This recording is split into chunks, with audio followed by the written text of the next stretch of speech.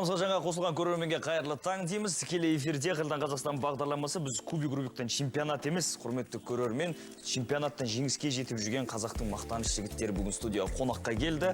Қазір не істейтініміз барлығын айтып береді өздері. Болса таныстыра кетсеңіз. Таныстырайық. Бүгін біздің студиямызда Сүлеймен Демирел атындағы жоғары оқу орнының студенттері келіп отыр. Таныстыра кетейік. Мейірбек Бозанбай, менің жанымда отырған жігіт, Райымбек Рысшан, Ислам Қазымов, Санжар Қуанышев есімді жігіттер келді. Қош келдіңдер, көргенімізге қуаныштымыз. Жігіттер бірден кірісіп кетті. Бұл жігіттердің айтуы бойынша кімнің бейнесі мына жерде әлемге танымал жанның бейнесін жасайды.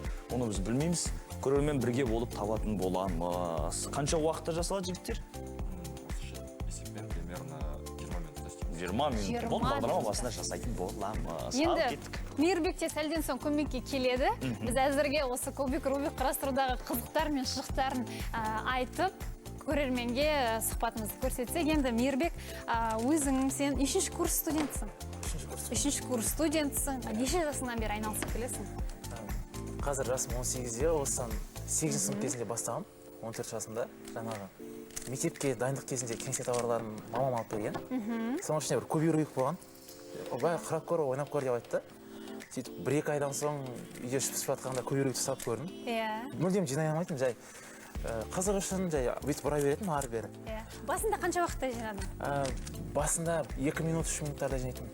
2-3 минутта. Оның өзі бірден жақсы көрсеткіш па негізі? Негізі әлемдік рекорд 3 секунд. Салыстырма отырды. Негізі жақсы бастамасына. Бастамасына әрине жақсы, бірден алып тұрған балаға, иә, Кубик Рубикті қолына.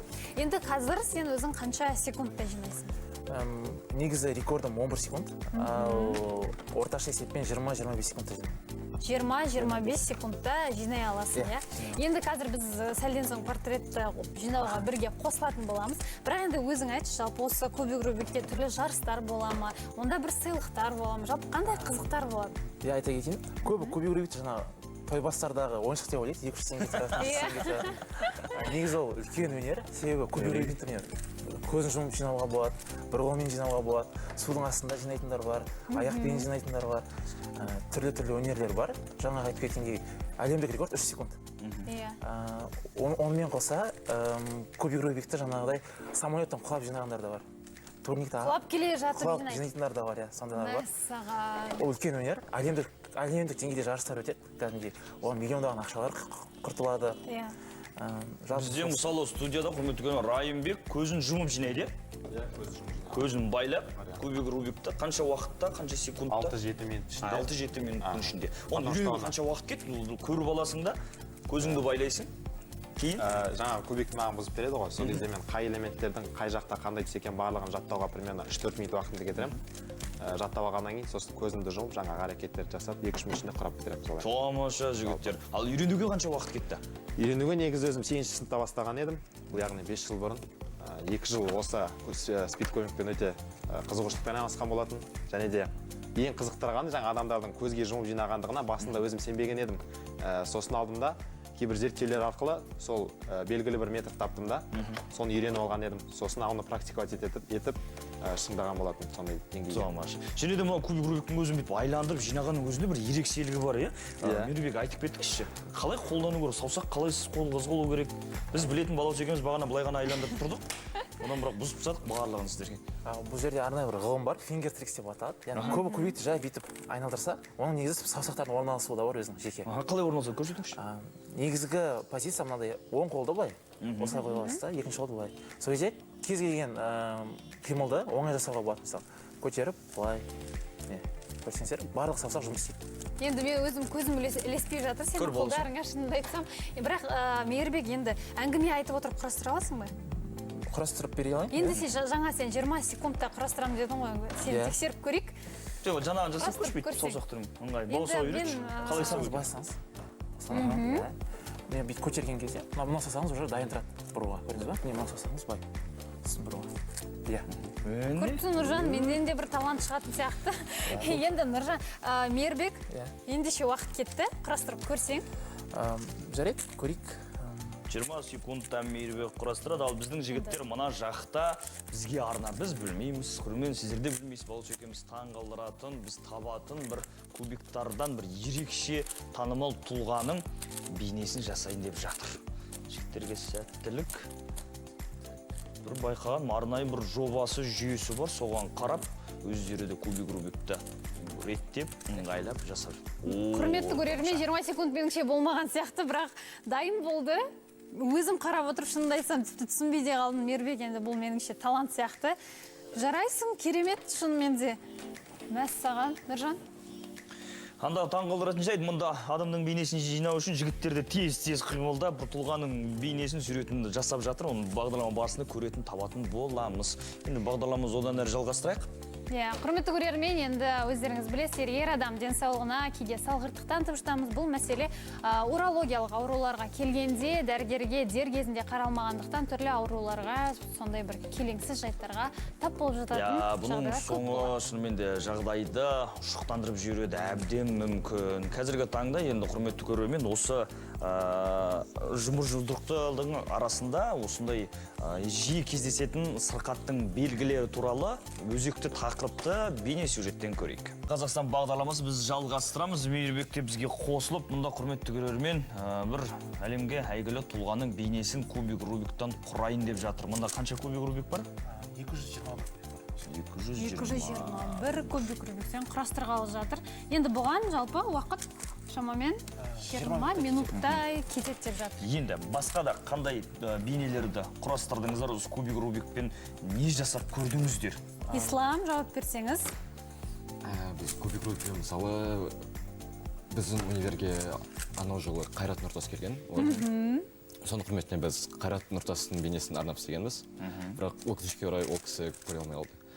Сонымен қатар біз жаңағыдай заказдар қабылдаймыз. Мысалы біреудің туған күні болса, соларға мысалы өзім Жинап, құрастырып, әдемі картинасын жасауға болады. портретін істеп береміз. Енді жалпы қанша теңге тұрады шамамен құрастыру? Шамамен 4-5 мың теңге есейміз. 4-5 мың теңге арзан ғой. Бұл деген еңбек, сондықтан бағасын қымбатырақ қойсаңдар да болады. Енді бір қарап тұрғам, жігіттерде ең кенжесі Санжар сияқты. Көп үндемейді, ең кішкентайы. Бірінші курс оқиды, қателеспесем, Санжар, бұл кубик Рубик несімен қызықтырды сен? Қанша жасыңнан бастап айланыстың? Кім қызықтырды? 7 сыныптан бастап қатысып жүрмін. Айналысып жүрмін. Үлкен ағам қызықтырды. Өзі қалатқаннан кейін енді қызығып құрағым кетті. Ағаң неше секундта құрастыра алады? Ағам 1 минутта құрастырған сол кездер. Ол кездер, а сен қазір? Қазір шамамен 20 секундта құраймын. Ағамнан да озып біттім дейсің ғой, Керемет. Жігіттер қалай болып жатыр? Жақсы. Бұның бір жүйесі бар екен, өзі арнайы картина шығарып қойып, оның жақындап әркімге берілген міндеті соған қарайды. Және де бір байқағанымыз, қарапайым бір дайын түрін қоя салмайды, оның барлығын түсін өзгертіп жасап қояды екен. Енді құрметті көрермен, жігіттерге шабыт беріп, тілектеріңіз білдіріп, қолдау білдіріп, біздің WhatsApp номерімізге тілектеріңіз жаза кеттіңіздер. Жігіттер одан әрі құрай берсін. Енді бұның өзі бір ерекше талантқа, адамға бойына, ойын дамытуға. Енді адамның ойын дамытуға да, денесін шынықтыруға да ұлттық спорттарымыз өте көп. Солардың бірі Садақ ату, яғни құрметті көрермен, садақ ату бұл адамның өткенде ғана біздің бір қонағымыз келіп айтқан болатын, садақ ату шебер айтқан болатын, адамның тыныс алу жүйесін, жұмысын жақсартады деп. Яғни психологтардың айтуы бойынша да бұл спорт түрі, яғни бұл спортымыздың ұлттық түрі, яғни ол өте пайдалы дүние екен. Көзге жақсы логиканы дамытады, арқаны тік ұстайсыздар, және де қарын кетеді деді. Мақсатыңыз жетуге көмектеседі. Барлықтарыңызға кеңес береміз, садақ атумен үйде де болса да айналысуға. Оның қиын ештеңесі жоқ. Енді қандай пайдасы бар, толығырақ маман өзі айтып көрсетіп берсін. Тікелей эфирде қайырлы Қазақстан бағдарламасы, құрметті көрермен, өздеріңіз көрдіңіздер. Жігіттер бағдарлама барысында басынан бастап арнайы тұлғаның суретін осы кубик Рубиктан жасаған болатын. Сүлеймен Демирел атындағы жоғары оқу орнының студенттері, өнерлі, талантты, дарынды студенттері келіп, керемет картинаны құрастырды. Ендеше нәтижесін көрейік. Мен енді қарамадым әдейі. Қазір көрсек. Құрметті көрермен, кімді көріп тұрсыздар? Мынау кубик Рубиктан жасалған, қарапайым.